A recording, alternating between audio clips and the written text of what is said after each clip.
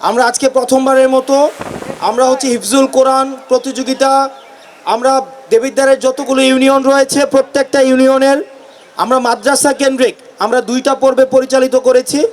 আমরা 2টা পর্বের মধ্যে প্রাথমিক পর্যায়ে আমরা বাছাই করেছি, আমরা তারপরে আবার বাছাই করে আমরা টপ 10 জনকে আজকে আমরা উপজেলায় পর্যায়ে এসে আমরা তাদেরকে পুরস্কার দিতে পেরেছি।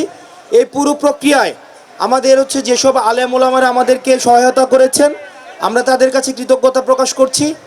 আমাদের এই পুরা সময়ে আমাদেরকে যারা অর্থ দিয়ে সহায়তা করেছেন, প্রযুক্তিগত সহায়তা করেছেন, আমরা সবার কাছে কৃতজ্ঞতা প্রকাশ করছি।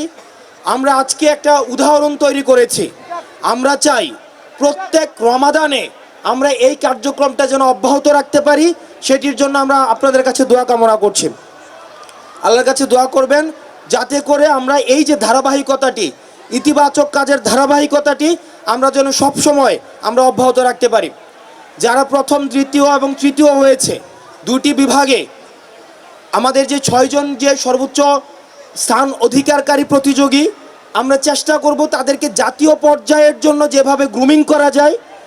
আমাদের এখানে ঢাকা বিশ্ববিদ্যালয়ের মসজিদের খতিব উপস্থিত রয়েছেন, আমরা তার তত্ত্বাবধানে, আমরা সম্মানিত খতিবের তত্ত্বাবধানে কিভাবে এই সর্বোচ্চ মেধাধারী 6 জনকে জাতীয় পর্যায়ে আমাদের গ্রুমিং করা যায় সেটির জন্য প্রয়োজনীয় পদক্ষেপ নেওয়া। দেবিদ্বারবাসী, আপনারা বিভিন্ন জায়গা থেকে, আমাদের 16টা ইউনিয়ন থেকে আপনারা এখানে এসছেন। আমরা আপনাদেরকে একটি বিষয়ে আহ্বান করব। আপনারা দেখেছেন গত 1.5 দশক সময় ধরে আমাদের এই যে ইসলামিক যেই পড়াশোনা, আমাদের বিশেষ করে মাদ্রাসাগুলোকে সবসময় 2য় গ্রেডের শিক্ষা প্রতিষ্ঠান হিসেবে সবসময় বিবেচনা করা হতো এবং আলেম ওলামা যারা ছিল তাদেরকে সব কিছু থেকে সবসময় বঞ্চিত করে রাখা হয়েছে। আপনারা দেখেছেন জাতীয় পর্যায় থেকে শুরু করে স্থানীয় পর্যায় পর্যন্ত তাদেরকে রাজনৈতিক প্রতিহিংসার তাদেরকে স্বীকার করা হয়েছে। আমরা আপনাদেরকে প্রতিশ্রুতি দিতে চাই, 5ই আগস্ট পরবর্তী বাংলাদেশে আমাদের এই দেশটা আমরা একটা সাম্প্রদায়িক সম্প্রীতির একটা উদাহরণ আমরা তৈরি করতে পেরেছি। দেশে বিদেশি ষড়যন্ত্র অব্যাহত রয়েছে, দেশে বিদেশি ষড়যন্ত্র অব্যাহত থাকার পরেও আমাদেরকে, আমাদের যারা ধর্মপ্রাণ যেসব মানুষ আমরা রয়েছি, আমরা যে পরিমাণ ধৈর্যের পরিচয় দিয়েছি, সাম্প্রদায়িক উস্কানি সবসময় আমাদেরকে দেওয়া হয়েছে। আপনারা দেখেছেন যে আমাদের সিলেটে আমাদের এক ভাইকে সাম্প্রদায়িক উস্কানির মধ্য দিয়ে কুপিয়ে মেরে ফেলা হয়েছে। আমাদের সবসময় সাম্প্রদায়িক উস্কানি কিন্তু দেওয়া হয়।